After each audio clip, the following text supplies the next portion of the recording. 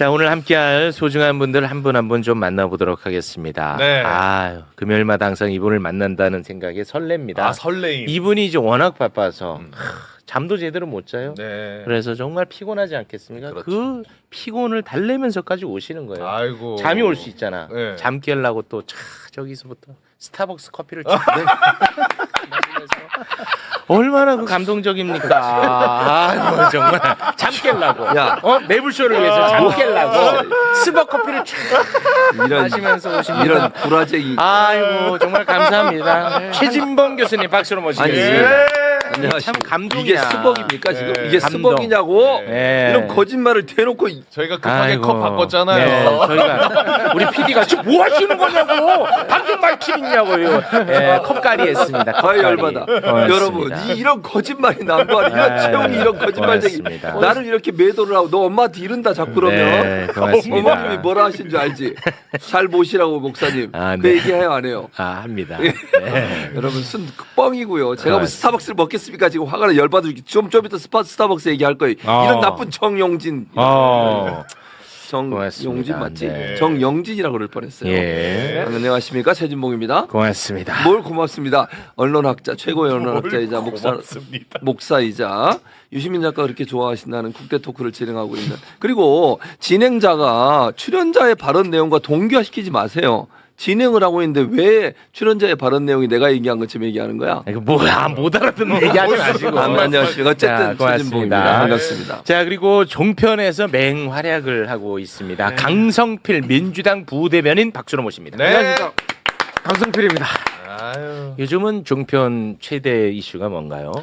매불쇼는 문제가 많은 국민의힘 후보를 후드려 패잖아요. 그렇습니다. 근데 저는 또 민주당 후보도 팰고 있으면 뭐 팰 거 있으면 패지만 네. 저는 이 민주당 후보들에게 제기되고 있는 그냥 밑도 끝도 없는 네거티브를 온몸으로 막아내느라 너무 바쁩니다.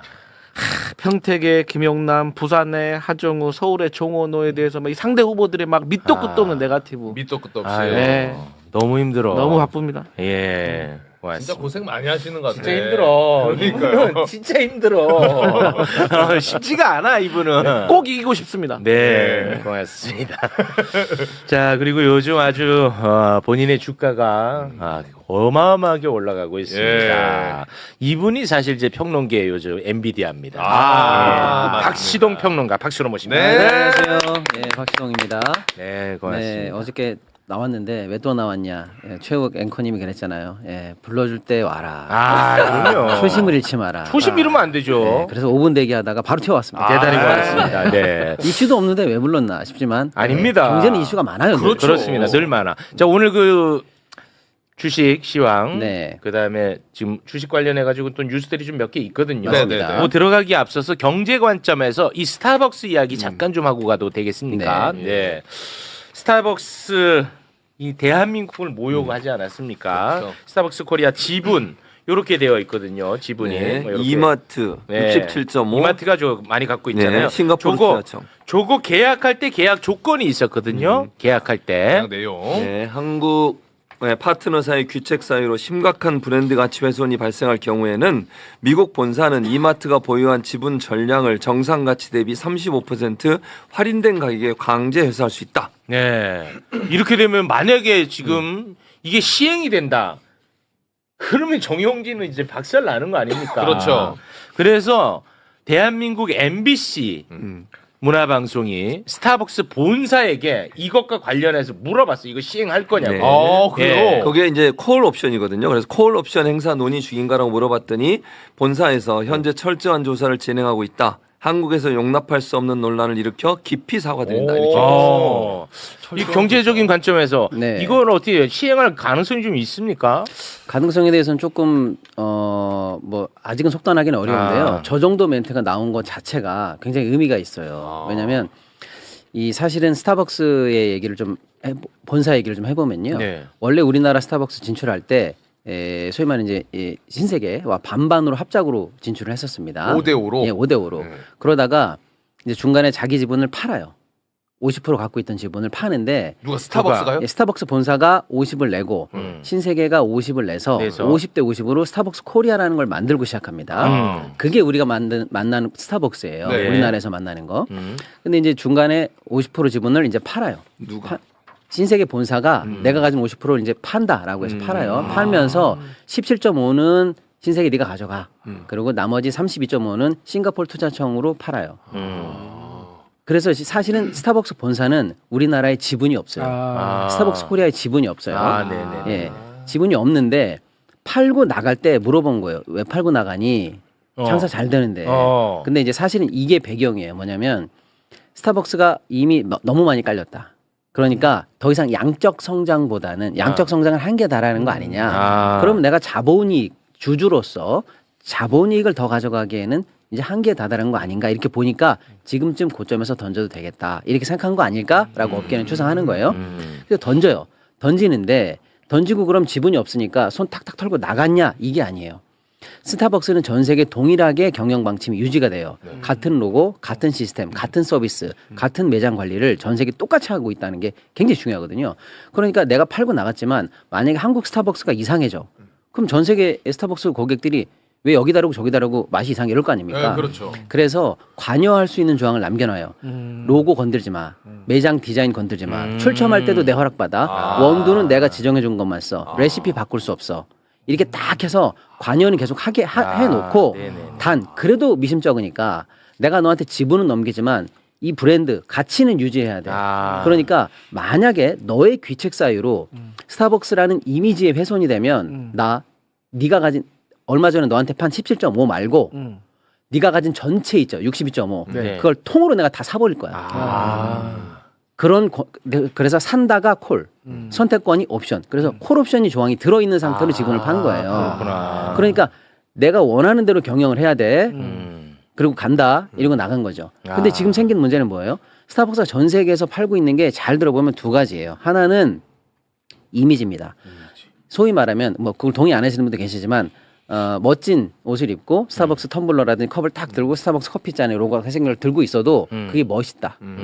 전 세계 어딜 가도 그건 멋있는 사람이야. 라는 그 이미지. 자, 두 번째. 스타벅스 매장이 주는 공간감. 커피를 일부러 나와서 마셔도 되는 그 공간감. 이 두 가지를 전 세계에서 본사는 제일 중요하게 팔고 있다고 보시면 돼요. 네네. 근데 지금 뭐가 망가진 거예요? 이미지. 스타벅스 컵을 들고 멋지게 마시는 그 이미지를 전 세계에 같이 팔아야 되는데 지금 광주 조롱으로 인해서 텀블러를 깨고 있잖아요. 그렇습니다. 텀블러를 깨고 컵을 깨고 있잖아요. 네. 지금 스타벅스를 들고 있는 게 한국에서는 더 이상 멋이 없어요. 그럼요. 그리고 이 뉴스가 BBC라든지 블룸버그를 타고 전 세계에 타전되면서 잘못하면 극우 이미지. 예를 들어 유럽이 생각할 때 나치 이미지. 이런 거랑 우리가 동일시되는 거야. 라고 하면 이거는 스타벅스가 가장 싫어하는. 그 의미가 있네. 더 이상 본사가 팔지 못하는 가장 핵심적인 가치로 생각하고 있는 그 이미지인데요. 이거를 훼손했다. 이거는 그래서 이제 본사가 당장 콜옵션을 행사할지 말지는 몰라도 네네. 콜옵션 행사 여부를 진지하게 지금 검토하고 있다라는 메시지가 나올 정도로 사실 심각한 얘기입니다. 저 메시지 자체가 예. 그렇구나. 근데 이 정용진이는 세상이 너무 우스웠던 거야. 네. 한 번도 얘는 자기가 타격을 받아본 적이 없어요. 뭔 짓을 해도. 이제 그러다 보니까 이 지경까지 온 건데 얘는 진짜 웃긴 애가 중국 혐오하면서 중국과 사업해. MOU. 광주에 내가 이번에 난 처음 알았는데 광주에 어마어마하게 사업을 많이 하고 할 거더만 몇 조 단위로. 저도 놀랐어요. 이런 조 단위더만. 그 부분도 좀 중요한데요. 이제 신세계 전체 그룹이 이제 계열 분리가 됐어요. 그래서 동생이 하고 있는 신세계가 있고 네. 정용진이 하고 있는 이마트 계열이 있어요. 네. 분리는 됐습니다. 그럼 정용진이 하고 있는 이마트 계열의 제일 대장 회사는 이마트예요. 그리고 그 밑에 신세계 건설이 있습니다. 신세계 건설. 뭐 신세계 인터내셔널 아무튼 많은데요. 네네. 그 신세계 건설이 자금 사정이 좋지가 않습니다. 건설이 자금 사정이 좋지 않아요. 그래서 얼마 전에도 이마트가 5천억을 긴급 수혈을 해서 겨우 지금 살려내고 있는 중이에요. 네네네네. 자, 그런데 그 신세계 건설이 신세계 건설 위주로 해서 광주에서 무슨 사업을 하고 있냐면 터미널 사업, 스타필드 사업, 주거 사업 뭐 이런 사업을 해서 총 규모가 4.2조가 넘어가요. 근데 4조가 투입되는 사업을 했는데 만약에 예를 들어서 광주시청이 인허가 우리 깐깐히 볼 거야. 뭐 민원 들어온 거 잠깐 멈춰봐. 소음 체크해야 되겠어. 예를 들어서 네. 그렇게 정말로 깐깐하게 들어간다. 네. 공사가 지연돼요. 그럼 비용이 엄청 올라갈 거 아닙니까? 그렇죠. 또 예를 들어 스타필드를 완공했는데 광주 시민 여러분들께서 난 더 이상 안 가. 신세계에 안 가겠다. 그럼 큰일 나는 거거든요. 그렇죠. 그다음에 광주에서 해야 되는 한 4,300세대 정도 죽어서 나 분양 안 받아. 음. 또는 터미널 같은 거 했는데 상가 입점 안 해. 어떻게 되는 거예요? 4조짜리 만약에 부실이 생긴다. 신세계건설 감당 못합니다. 이마트가 수혜라는 범위를 넘어가요. 지금 광주를 건드린다는 거는 사업적으로 보면은요. 잘못하면 그룹 전체의 캐시플로우에 큰 문제를 일으킬 수도 있는 어마어마한 상황인데요. 무슨 정신으로 저런 경영 판단을 하고 있는지 진짜 이거 모르겠습니다. 어마어마한 사실상 배임이네. 그렇습니다. 엄청난 배임이야. 보통 문제가 아니에요, 보통 지금. 문제 아니야. 네. 보여줘야 돼. 야 광주의 아들. 나 솔직히 진짜 열받거든 나. 진짜 정용진 때문에 옛날부터 화가 많이 나 있었는데 세상은 화를 안 내더라고. 내가 그래서 진짜 엄청 화가 많이 났었거든. 네. 아우 나 이번 기회에 진짜 혼을 내줘야 돼. 이런 짓을 하면은 경제적으로 타격을 입는거나 이미지적으로 타격 입는거나 법적으로 타격 입는거나 보여줬으면 좋겠어 진짜. 이거 다 광주 사람이네. 그러네. 근데 저는 기사 보고 제일 화났던 근데 포인트 중에 하나가 광주시랑 신세계는 이 프로젝트가 지역 수건 사업인 만큼 기존 방침대로 추진한다는 입장의 보도 내용이 있더라고요. 네. 저는 이거 시에서도 이렇게 하면 시민들이 이거 바로 반발하고 좀 일어나야 된다고 보고 있습니다. 실제로 시민단체에서도 지금 성명을 내고 있기도 하고. 내고 있는데 네. 사실은 수건 사업이었던 건 맞긴 맞잖아. 그건 맞긴 맞죠. 그거는 네. 맞잖아. 근데 이제 광주가 인구 밀도로 따지면 전국에서 스타벅스 매장이 두 번째로 많아요. 엄청 많아요. 엄청 많아요. 세 번째인가 그렇더라고 네. 보니까. 그리고 사실 이번에 5.18 단체한테 그 신세계에서 가가지고 사과를 했는데 본인이 직접 갔었어야지. 예. 아래에 있는 사람 딸랑 보내가지고 맞아. 끝낼 줄 알았습니까? 그 더 중요한 거는 지금 이 시점에서 정용진이 해야 될 일은 이 마케팅 사건이 왜 일어났는지에 대해서 사실대로 먼저 털어놓은 것부터 시작을 해야 돼요. 못하지. 지금 그거는. 아직 안 드러났잖아요. 못하지. 우리가 추측만 하잖아요. 어. 정용진이가 시켰는지 정말 아래 개념 없는 직원이 한 건지 아니면 개념 없는 직원이 아이디어 보내니까 아이고 좋다 잘했다 한 건지 네. 여기에 대해서 밝혀야 된다는 거죠. 못해. 아니, 기본적으로 대통령이 그렇게 얘기하셨잖아요. 정치적, 행정적, 도덕적 책임 다 지어야 된다. 그렇습니다. 그렇게 돼야 돼요. 예. 그렇게 하지 않으면 안 돼요. 그러니까 지금 뭐 정부 기관들도 많이 이제 스타벅스 관련해서 조치를 내놓고 있잖아요. 맞아요. 앞으로 아까 이제 얘기하신 것처럼 광주시청에서 계속 진행이 되더라도 더 꼼꼼하게 봐야 돼요. 실수는 없는지, 뭔가 좀 문제는 없는지 이런 부분들을 잘 따져서 제대로 안 했을 때는 명확하게 처벌하고 규정, 행정적 처분을 내리는 게 맞다. 근데 내가 이번에 몰랐는데 이놈이 그동안에 봤더니 그 중앙정부, 지방정부로부터 엄청나게 도움을 많이 받았더만. 예를 들어서 아주 작게는 상품권 같은 것도. 맞아요. 다 그런 줬어. 걸로 다 줬더라고. 그렇지. 상품을. 기관에서 뭐 행사 맞아요. 행사하고 하면은 스타벅스 그렇지. 그랬어. 이거 엄청나게 많이 혜택을 받았어요. 그러니까. 그걸 이제 그런 행안부 것도. 장관이 어제 다 멈추기로 했어요. 맞습니다. 그리고 지자체들도 광주시청도 마찬가지고 교육청도 마찬가지 준비해 놓은 거 다 안 하기로 했어요. 네. 그러니까 상품권을 예를 들면 참여한 사람들한테 스타벅스 뭐 커피 쿠폰 이런 거 주던 걸 전부 다른 걸로 바꾸기로 했으니까 이건 전 관공사나 아니면 정부기관들이 다 따라야 된다고 그렇습니다. 생각합니다. 요거는 이제 그 스타벅스 본사가 좀 알았으면 해가지고 준비해 온 게 있는데 네. 국민의힘 4선 의원 한기호라고 있어요. 네. 아, 알죠. 네, 4선 의원이면 대한민국에서 강원도. 어마어마하게 중량감 있는 정치인입니다. 네. 앞으로 스타벅스를 마치 그 극우의 성지처럼 만들어 보자라고 제안을 했거든. 이거는 스타벅스 본사가 알아야 돼. 그거 좀 올려주세요. 대통령부터 국무위원과 민주당까지 왼쪽에 편가르기로 스타벅스는 앞으로 보수 자유민주주의 지향의 애국민들 그렇지. 아지트가 되겠습니다. 야, 이거 좋아. 이거 본사가 알아야 돼. 알아야 본사가. 두 번째, 공권력으로 이렇게 잔인한 권력을 남용하는 모습은 대한민국이 독재 시대에 들어섰음을 증명해 보여주고 있습니다. 예, 그 정도면 됐습니다. 아유, 저 아지트 핵심입니다. 아지트가 되겠다. 아지트. 저기 가면은 이제 정광훈 만날 수 있고, 전환길. 전환길 만날 수 있고, 네. 김세희 만날 수 있다. 네. 이게 이미지 아닙니까? 맞습니다. 이 스타벅스 본사가 알면 진짜 기겁할 노릇입니다. 가장 싫어하는 거죠. 극우적 이미지로 고착되는 거. 네. 지금까지 수십 년간 만들었던 이미지가 한 번에 박살나는 거거든요. 그렇습니다. 전두환 프라푸치노. 그렇죠. 예. 아니 이게 사실 진짜 열받는 게 그런 행위를 하는 것 자체가 얼마나 내가 부끄러운지를 알아야 되는데 지금 그러니까요. 온라인에서 이번 이 사태 이후에 이놈들이 더 신나가지고 더 낄낄거리고 있어. 맞아요. 그거 저 AI로만 합성해갖고만 돌아다니고 네, 있는 거 저희가 한번 모아봤는데 잠깐 좀 보겠습니다. 와, 이거 범죄야 범죄. 광주는 하나의 총기를 와, 진짜 미치겠다 진짜. 이게 돌아다니는 거예요? 돌아다니고 있어. 와. 이게 이런 거 스타벅스가 알아야겠네. 이거 알아야 돼. 와. 얘네들은 지금 아주 신났거든. 이게 엄청 자기들끼리 재밌나 봐. 이게 와, 얼마나 큰 범죄인지 알아야 돼. 저 커피 폭탄.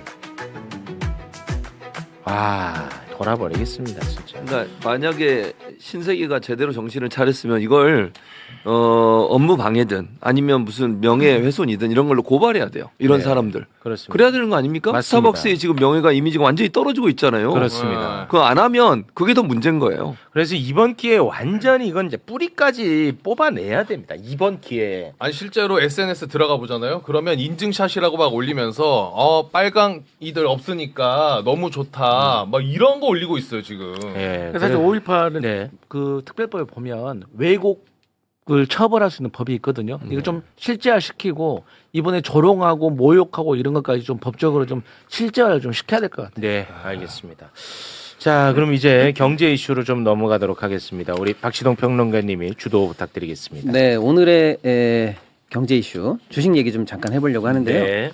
그동안 저희가 나와서 늘 이제 코스피 얘기를 많이 해드렸는데 네.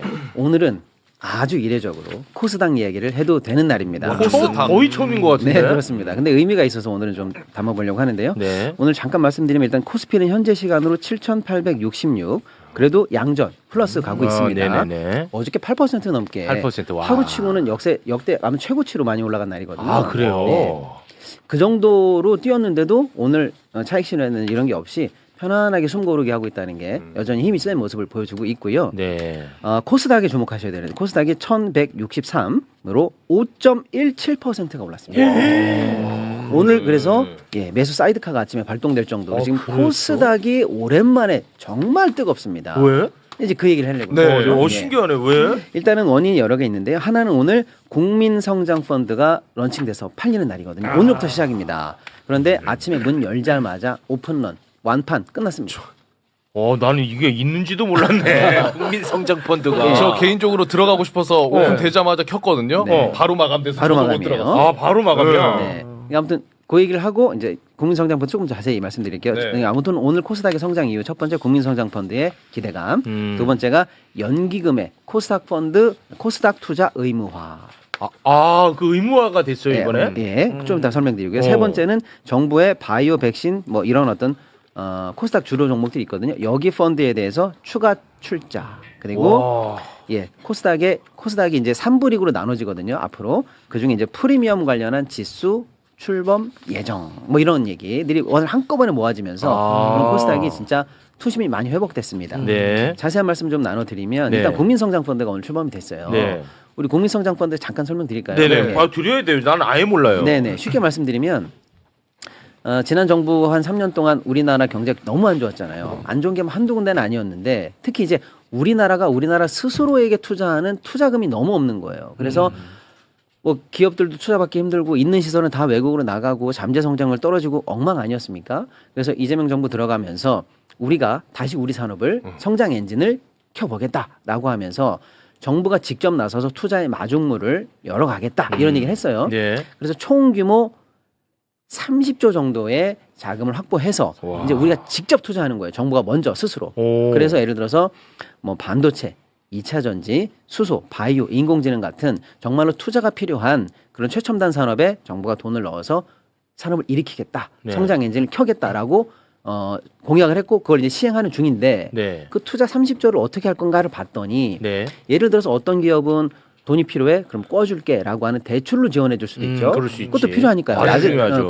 금융기관의 문턱을 못 넘는 신기술밖에 없는 대출 필요합니다. 네. 대출 한 10조 정도 지원할 거고요. 그다음에 직접적인 투융자 요것도 한 10조 정도 나갈 거고 정부가 아니야 단순히 꿔주는 거 뭐 빌려주는 거 수준을 넘어서서 내가 아예 지분을 넣을게. 그러면 주주로 참여하는 거죠. 그래서 내가 직접 투자할게. 요렇게 지분 투자를 한 10조 정도, 이게 지분 직접 투자 3조, 지분 간접 투자 7조 정도를 잡아놨는데 만약에 이 지분 아까 얘기한 빌려주는 거는 성공하면 회사가 성장해서 이자 갖고 원본 갚겠죠. 네. 근데 지분 투자한 게 만약에 성장이 돼서 상장도 되고 회사가 엄청 커져요. 그러면 이거는 뭐 이론적으로는 위로 올라갈 가능성이 이론적으로는 무한대 아닙니까? 어마어마하게 뻥튀기 된 수익으로 돌아올 수 있잖아요. 네. 근데 그렇게 해서 돌아올 때 그 수익을 정부만 누려서 되겠느냐? 국민 여러분과 이 과실을 함께 나누겠다라는 아이디어가 나온 게 국민성장펀드예요. 그러니까 정부가 정부 예산으로 뭐 주식회사 채우게 투자하겠다 하다가 아니지.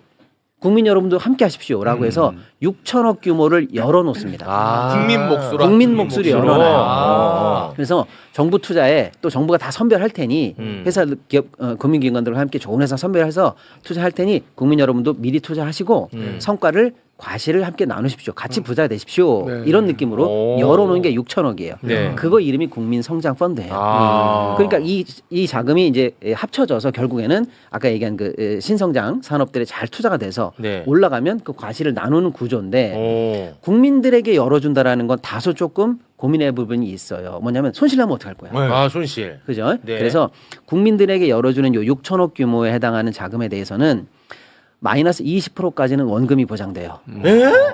투자 펀드인데도 원금이 보장돼요. 마이너스 20까지는. 와. 그런 투자가 세상에 처음이죠. 어디 있어? 상품 자체가 뭐 대출은 그나마 5천 예를 들어 은행에 우리가 예금 맞추면 네.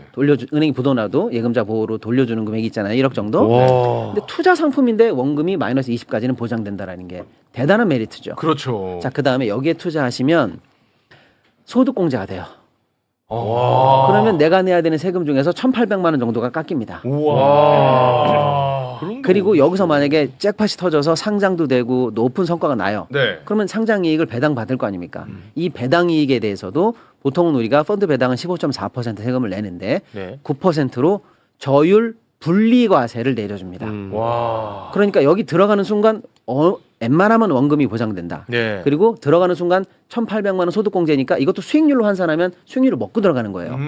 그리고 나중에 이익이 났을 때도 저리 세금 혜택이 있으니까 이거는 앞뒤로 계산해 보면 안 할 이유가 없죠. 화낼 그렇죠. 이유가 없죠. 그리고 거기 있는 투자하는 기업들을 다 금융기관과 정부가 선별해서 좋은 기술, 믿을만한 애들, 앞으로 더 커갈 회사들 골라서 투자할 거 아니겠습니까? 그렇죠. 웬만하면 실수할 일이 없겠죠. 네. 그래서 인기가 폭발인데 오늘부터 팔기 시작한 거예요. 그래서 근데 다 찼다며 지금. 그러니까 오늘 근데 오늘부- 6천억이 다 열린 건 다 아니죠. 열린 건 아니에요. 근데 아. 오늘 열려있던 예를 들면서 아침에 시작하자마자 열리던 온라인 거 그다음에 각 회사별로 판매처마다 은행도 있고 증권회사도 있거든요. 이 판매처마다 할당된 오늘 물량 온라인 물량이 있거든요. 이게 시작하자마자 완판이 돼서 지금 한 2,200억 정도는 완판이 끝난 것 같아요. 그러니까 이제 지금 이제 오프라인으로 돌거나 이제 2차 물량이 나가면 그것도 바로바로 끝날 것 같습니다. 지금. 아, 뭐 안 할 이유가 없네. 안 할 이유가 듣고 없죠. 보니까. 예, 다만 그건 있어요. 뭐냐면 한번 들어가면 5년간은 환매가 좀 어려워요. 아. 그러니까 나는 딱 넣어서 1년 있다가 결혼 자금으로 써야 되는데 뭐 애들 뭐 학자금으로 써야 되는데 이런 분들은 조금 그 자금 스케줄을 보면서 들어가셔야 돼요. 아, 예, 예. 그래요. 금액은 제 맘대로 넣을 수 있는 거예요? 금액은? 그러니까 그 상한가 있을 것 같은데. 두 종류로 나누는데요. 근로소득 5천만 원 이하 서민용이 하나 우선용이 하나 있고요. 일반용이 있는데 보통 그냥 한도 1억이라고 보시면 돼요. 한도 이런 아, 거. 그래도 생각보다 많네. 돈 많은 사람이 다 넣어가지고 다 가져가면 안 되지 않습니까? 그렇지. 이 좋은 걸. 예, 예. 그런데 이제 문제는 오늘 이게 완판이 되면서 기대감이 올라갔잖아요. 네. 결국 이 돈이 어디로 흘러가냐면 금융회사라든지 이런 쪽을 거쳐서 정부의 이런 심사를 거쳐서 나중에 어디로 들어가냐면 결국에는 코스닥에 있는 기술 기업들에 들어갈 거잖아요. 그렇겠죠. 그러니까 그 자금이 융통되면 우리 기술 개발하는 데 도움 되는데 또는 우리는 그 정부 자금을 받는 국민성장펀드의 자금을 받는 회사다라는 인증도 가능하잖아요. 그렇지. 그러니까 이제 코스닥의 주요 회사들이 현재 지금 투심이 회복된다라는 기대 속에서 오늘 올라갔다 이렇게 보는 거죠. 그래서 오늘 이게 코스닥이 영향이 있는 겁니다. 폭발했구나. 폭발이 있는 거예요. 자, 두 번째가 연기금 투자 의무화 제가 말씀드렸는데 그동안은 투자 의무가 아니었나? 예, 의무는 아니었다 이렇게 보면 되고 그동안 연기금의 투자 비중은 한 연기금이라고 하는 정부 기금이라고 보시면 돼요. 국민연금이라든지 각종 노동기금 많아요. 이런 것들이 코스닥에는 투자를 의무적으로 한 건 아니에요. 그럼 지금 얼마 들어있냐면 한 3% 정도 들어있어요. 코스닥에? 예, 자기 투자금의 3%밖에 안 들어있어요. 네. 그런데 그러면 너네는 왜 코스닥에 투자 안 해? 이렇게 얘기하면 뭐 기업이 나빠서 좋아서는 둘째치고 하면 뭐예요? 평가를 안 해주는데. 그러니까 너가 국민연금이야. 너가 뭐 예를 들어 노동부 고용기금이야. 너가 뭐야? 그러면 너 잘했네 못했네 평가를 해야 될 거 아닙니까? 아, 네네. 여기 평가에 없어요 코스닥이. 한국에. 그러니까 내가 왜 좋은 평가 받지도 않는 걸 굳이 해야 합니까? 그러네. 이렇게 돼 있는 거고 들어가기도 쉽지가 않아요. 그래서 연기금이 코스닥에 넣으려면 이상한 기업을 발굴해 왔는지 아닌지를 또 심사하는데 되게 어려워요. 그러니까 웬만하면 안 하고 코스피에 있는 큰 회사 코스닥이 하더라도 아주 큰 회사 몇 개만 하지 참 좋은 회사인데 이걸 발굴해서 하기가 어려운 구조인데 요건 이제 정부가 앞으로 적어도 연기금이 코스닥의 5% 정도는 지금부터 의무적으로 해라라는 의무화 방침이 나온 거예요. 당장 내일 시행하는 건 아니지만 이거 뭐예요? 지금 3%라고 하면 앞으로 연기금 전체 국내 투자 자금 중에서 추가 2% 정도의 수급이 생길 거 아닙니까? 엄청 크네. 이걸 받아먹을 수 있는 회사들 입장에서는 좋아지겠네. 와. 이런 생각 할 수 있는 거죠. 예. 크다. 큽니다. 이거 크다. 예. 그 다음에 이제 코스닥 시장에 우리가 많이 투자를 그동안 좀 꺼려했던 이유가 뭐냐면 좋은 회사, 기술과 뭐 이런 거 있는 회사는 아는데 네. 막상 진짜 기술이 있는지 또는 지배구조가 정말 쓰레기 같은 회사인지 맞아. 뒤통수 치는 회사인지 작전주인지 이게 섞여 있어요. 네. 그래서 일반 개인들이 그걸 분별해내기에는 너무 난이도가 높아요. 맞아요. 이해하기도 어렵고 네. 회사 맨날 방문 가는 것도 아니잖아요. 네. 그래서 접근이 어렵고 식별이 어려운 게 이 접근의 장애로 늘 작용을 해왔거든요. 근데 이걸 해결해줘야 사실은 마음 놓고 우리가 코스닥 기업을 믿고 투자할 거 아닙니까? 네. 삼성전자 투자하면서 뭐 반도체가 좋을까 나쁠까 이런 생각을 하지만 그 망한다, 저거 사기다 이런 생각 아무도 안 하잖아요. 그렇죠. 근데 코스닥은 투자하면서 그런 걱정이 있단 말이에요. 그래서 정부가 이 신뢰를 높이기 위해서 앞으로 코스닥을 3부 리그로 나누기로 했습니다. 코스닥 안에서 축구 승강제 1부 리그, 2부 리그 이런 것처럼 3부 리그로 나눠요. 그래서 1부 리그 프리미엄, 2부 스탠다드 보통, 3부 조금 위험해. 3부는 앞으로 조심해라. 더 쉽지 않겠네. 나머지 공보다 앞으로 2부까지 올라가지 않으면 너 좀 있으면 너 쫓아낼 수도 있어. 3부는 고사 되겠어. 아무튼 근데 기회를 주는 거죠. 네. 똑바로 하라고. 그래서 3부로 나눠요.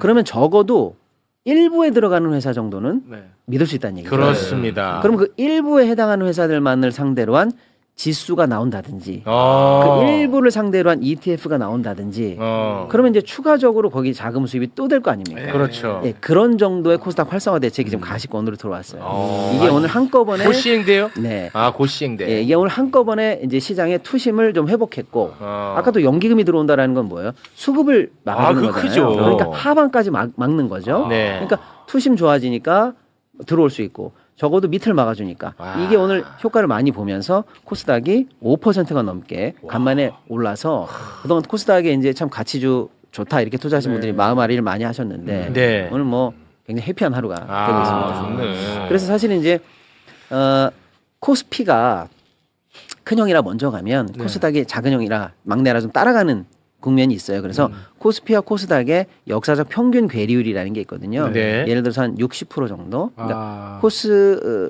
편하게 말씀드리면 뭐 코스피가 한 2,000 하고 있으면 뭐 코스닥이 한 1,000 정도 하고 있다.